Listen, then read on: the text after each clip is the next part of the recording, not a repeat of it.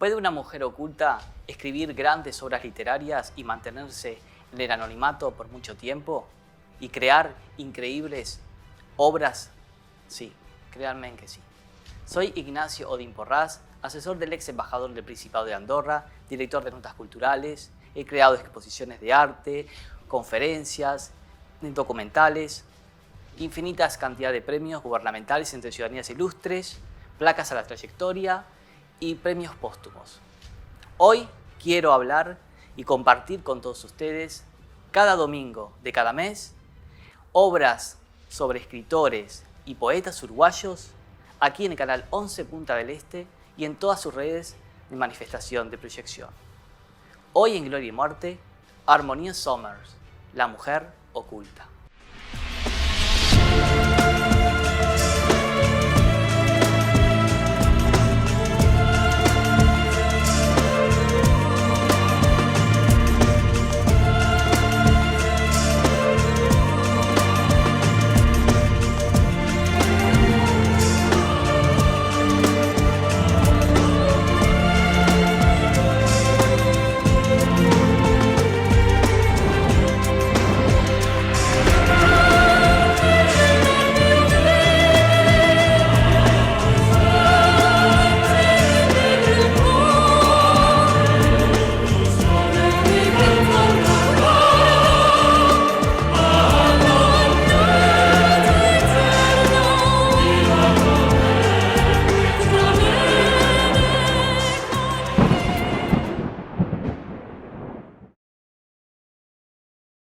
Nos encontramos con Alicia Torres, docente y crítica literaria.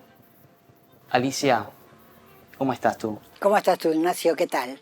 Bienvenida al primer programa de Gloria y Muerte. Es un honor compartirlo contigo. Y hoy vamos a hablar de Harmonia Somers. Quiero que esto sea una charla entre tú y yo y el público. ¿Quién fue Harmonia Somers? Harmonia Somers, que no se llamaba Harmonia Somers, se llamaba Armonía Liropeya Etxepare Locino. Después se eligió el otro apellido y ya contaremos por qué. Es una escritora uruguaya, es una de las narradoras uruguayas más importantes de toda la historia literaria de nuestro país. Ella nació en Pando, en la ciudad de Pando, el 7 de octubre de 1914. 2 meses antes había empezado la Primera Guerra Mundial en Europa. Y 3 meses antes, el ex marido de Delmira Agustini, la poeta inmensa de nuestro país, la había asesinado. Delmira tenía 27 años. Digo esto porque se dio todo junto. Claro, como una conjunción de cosas. Importa. Y 6 meses antes, en París, Simone de Beauvoir había publicado ese libro que es como un antecedente importantísimo del feminismo, que es El segundo sexo. Digo esto porque una de las emblemáticas frases de Simone de Beauvoir es: la mujer no nace, se hace. Y eso es lo que Harmonia hizo con su vida y con la vida de sus protagonistas femeninas. Ahora, vos me decís, bueno, ¿quién es Harmonia? Harmonia vivía en Pando, como te dije, siguió la carrera de magisterio, se recibió de maestra, se vino para Montevideo, el padre murió, se quedó con la madre y las 2 hermanas.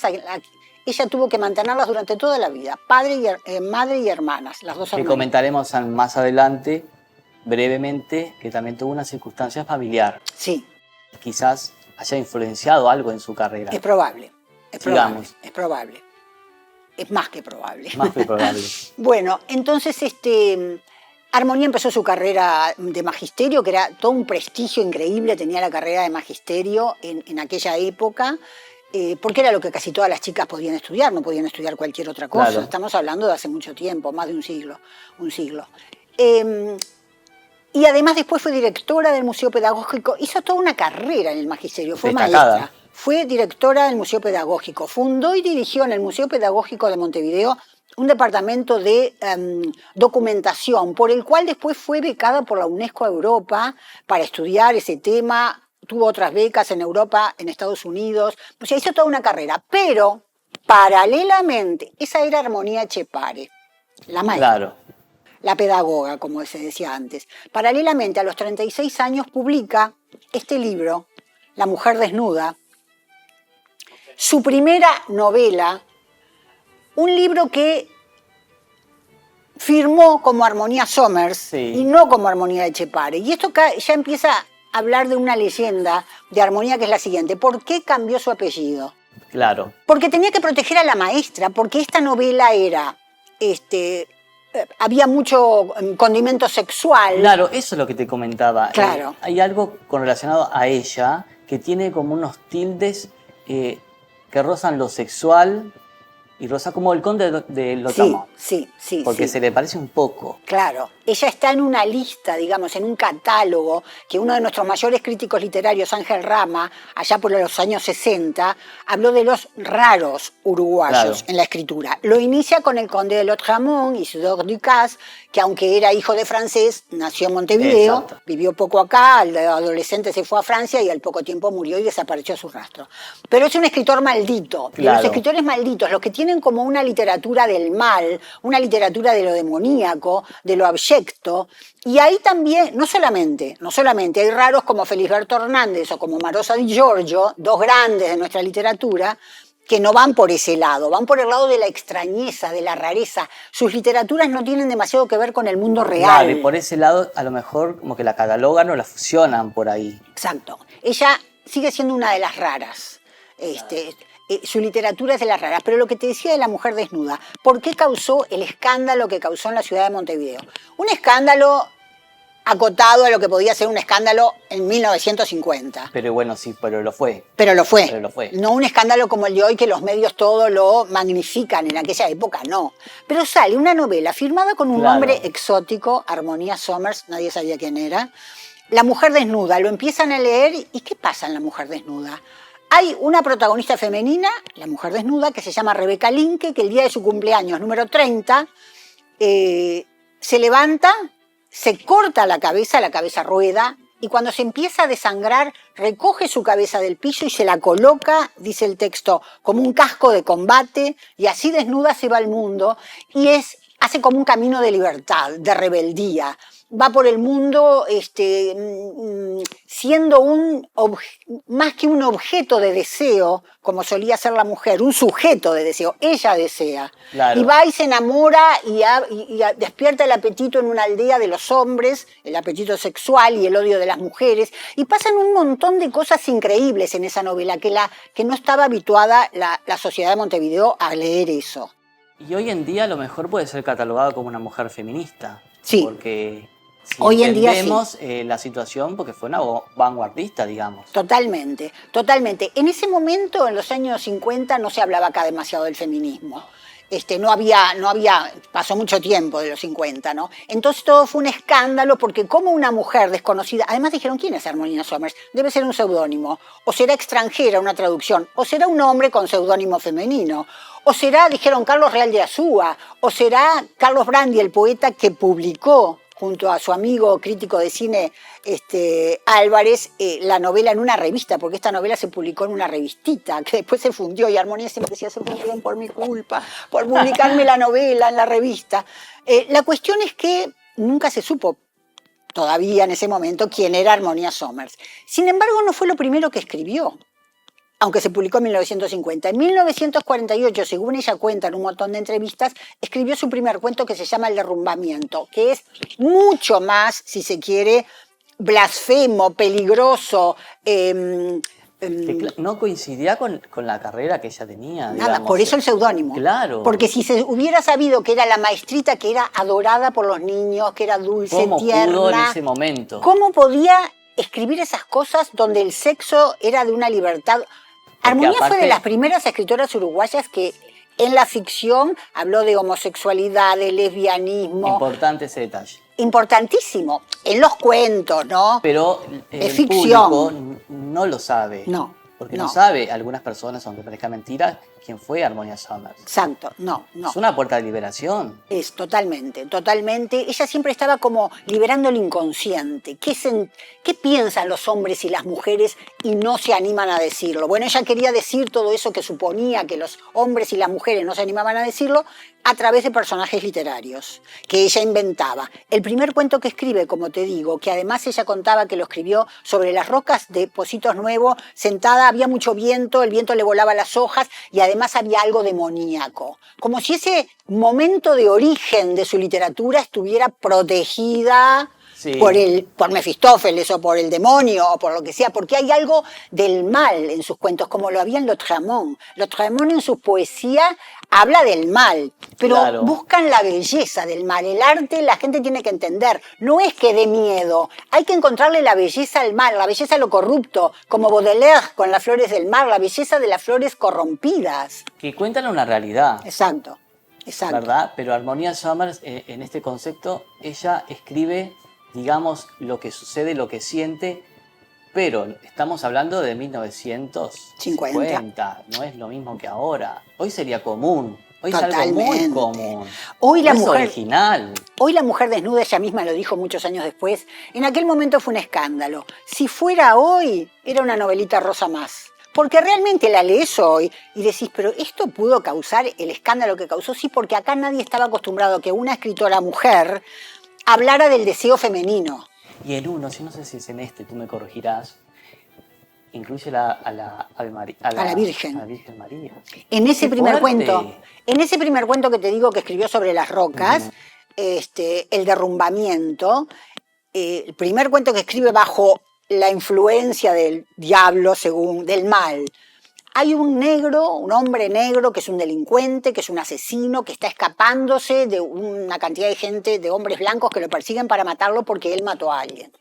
Lo persiguen, es una noche de tormenta espantosa, llega a un refugio de gente, de criminales y de gente de toda la estofa más baja que te puedas imaginar, entra y está con fiebre y está aterido y está asustado porque sabe que lo van a matar, y ve una imagen de la Virgen chiquita ahí, como que alguien dejó en ese lugar donde duermen todos los hombres, y la Virgen le habla, y la Virgen le dice que por favor que le acaricie las piernas para derretir la cera de que está hecha, porque ella tiene que levantarse y andar, porque tiene que ir a perseguir a los hombres que mataron a su hijo.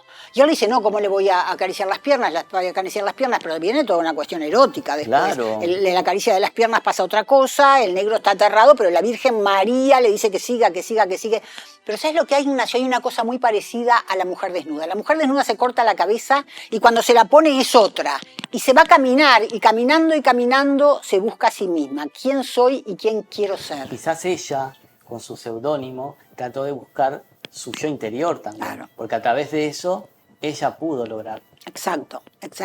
Transmitir lo que sentía, lo que debería decir y lo que tenía que decir. Sí. Porque ya dejó un legado muy importante. Dejó un legado importantísimo, porque además no es solamente por los temas que escribe, por los temas que trata, es por cómo los escribe, porque lo más importante en un escritor, narrador o poeta es el lenguaje. Y el uso del lenguaje de ella es una cosa, es ríspido, es difícil, está provocándote reacciones extrañas a vos como lector o como lectora, y todo eso hace el mundo somersiano. Bueno, por lo que veníamos hablando con respecto a eso, yo creo que ella tenía que hacer un personaje importante con respecto a lo que ella escribía y lo que ella debería de hacer, porque tenía dos vidas paralelas, dos historias como lo transmiten en estas novelas. Te invito a una segunda charla, ¿te parece, Alicia? Encantada. Bien, y nos volvemos a encontrar ahora en unos minutitos con ustedes.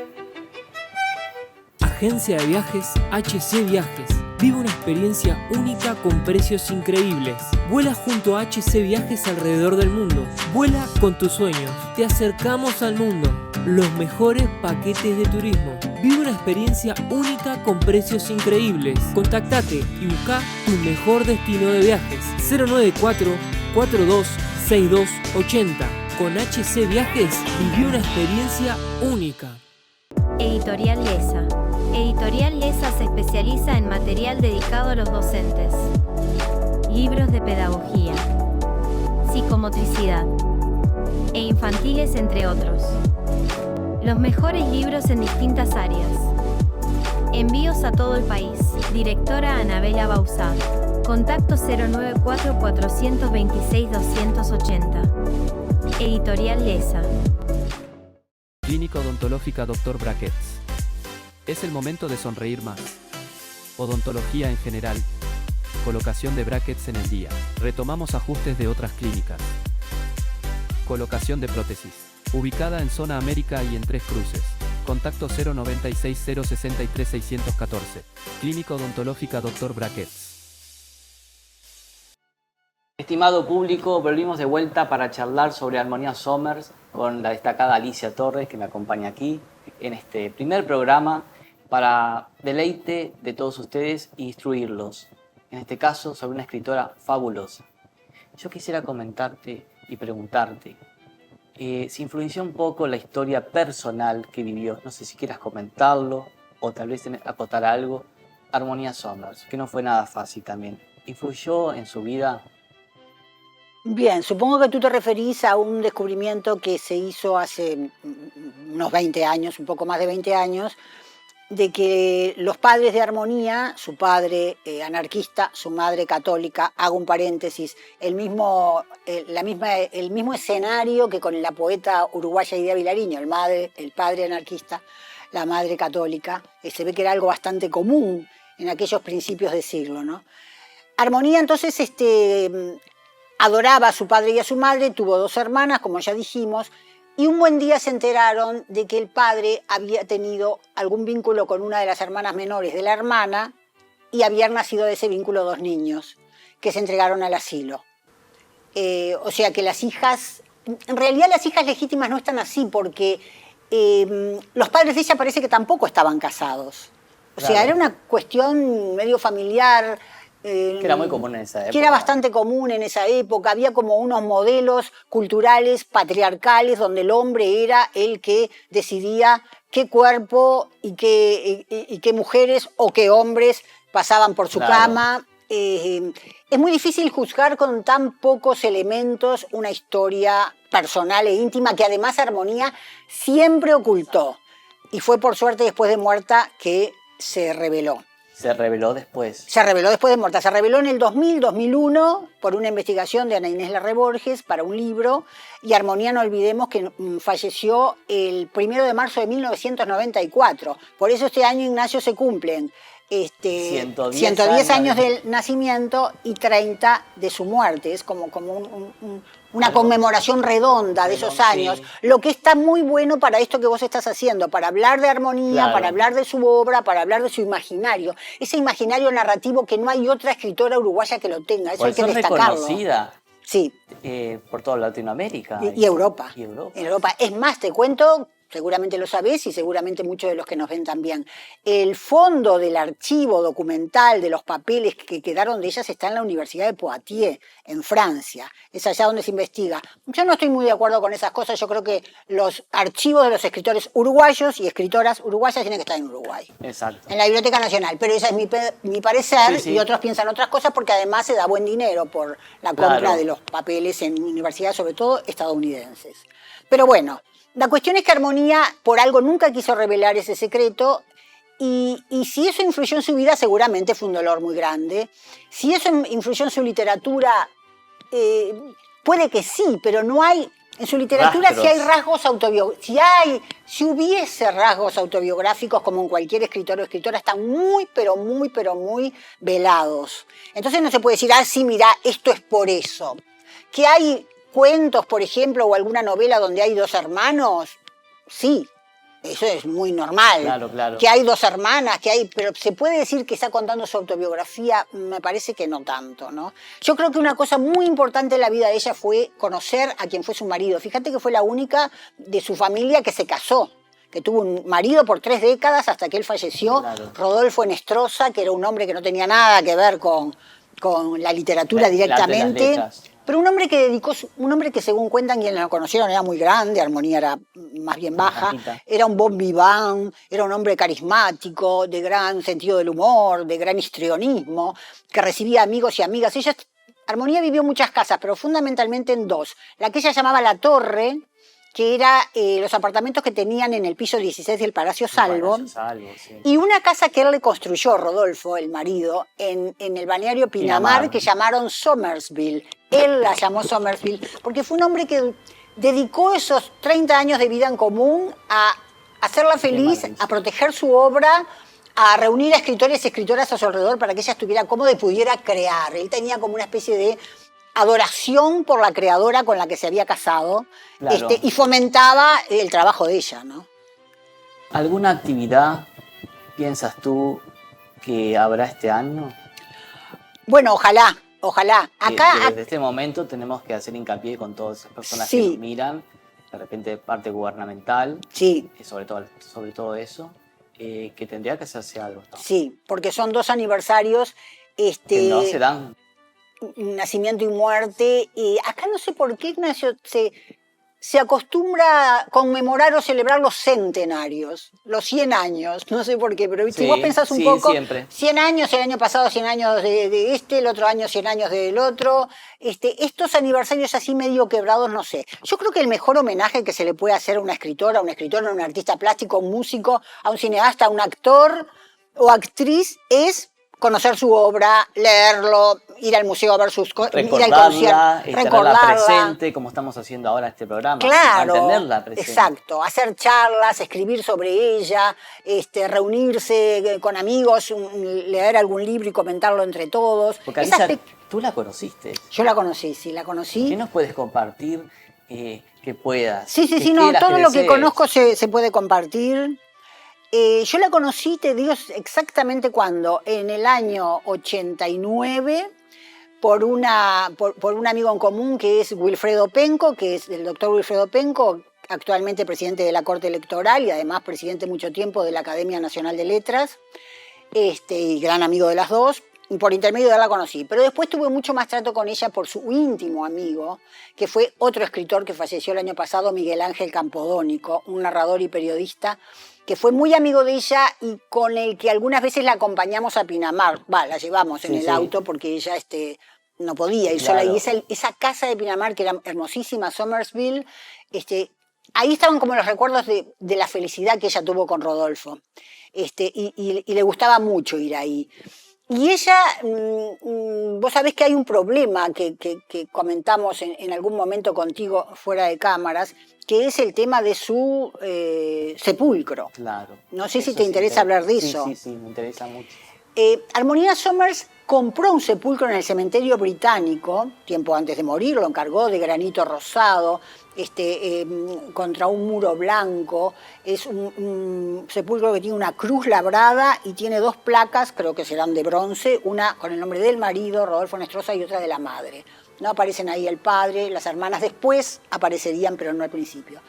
Ella lo compró. El problema es que cuando Armonía murió, sin descendencia, sus hermanas tampoco tuvieron descendencia, como dijimos. Esos 2 hermanos de los que hablamos hace un rato sí la tuvieron, pero ella no quería saber nada con ellos, no los reconocía como hermanos, sí tuvieron descendencia.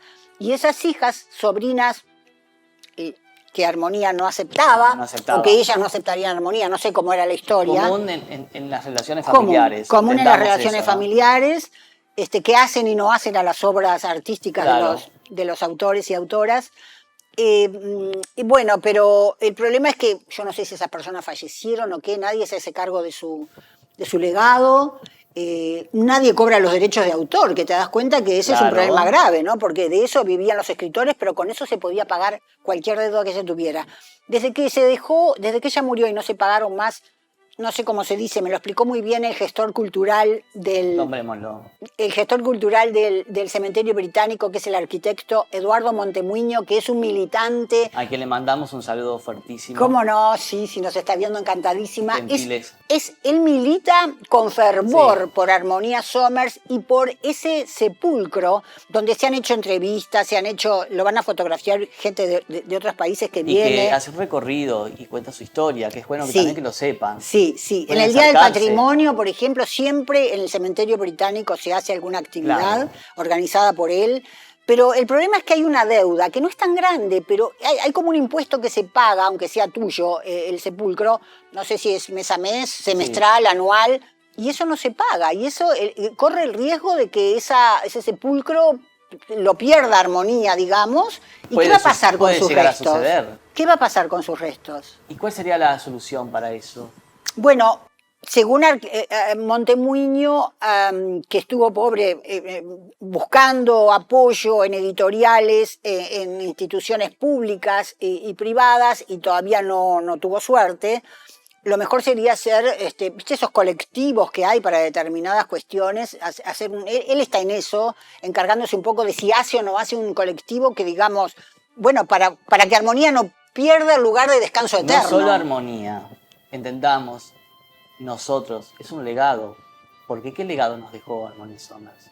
Una obra maravillosa que habla del hombre, de la mujer, del dolor, de la condición humana, de la existencia de los seres humanos, que ella problematiza a todo el mundo en sus ficciones. O sea, es leer un poco. Es compleja la literatura de Armonía, yo estoy de acuerdo, no es fácil entrarle. No es como una de esas literaturas que se cuentan un cuentito fácil que leemos para entretenernos. Hay que tener la dedicación de decir, bueno, quiero saber qué es lo que por qué esta mujer es tan traducida, es tan leída en Europa o es tan leída en Argentina, se la publica muchísimo, en México, en España, los cuentos completos, por ejemplo, de Harmony Summers, que se publicaron en España hace el año pasado o el otro. Bueno, ¿por qué es importante? No pasa solo con ella, no pasa con otros escritores y escritoras y otros autores. Bueno, ¿por qué Torres García es Torres García? ¿Vas a ver sus pinturas o sus esculturas o sus juguetes? ¿O te parece que es difícil y no vas?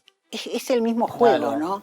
¿Por qué escuchar una composición de Eduardo Fabini, uno de nuestros músicos más importantes? Si es mejor escuchar quizás una música más fácil, que no te complique. ¿Será que no está tan, digamos, una difusión masiva por parte de los gobiernos?